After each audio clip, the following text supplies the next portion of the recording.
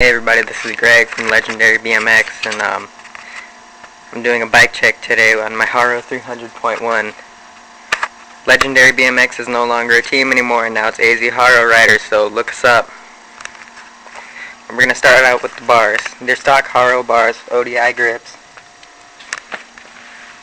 Got Kenda contact, front tire, a Quando front hub, Haro forks, regular Haro frame, the Odyssey Nightwolf pivotal seat, black label pedals, and Eastern half-link chain.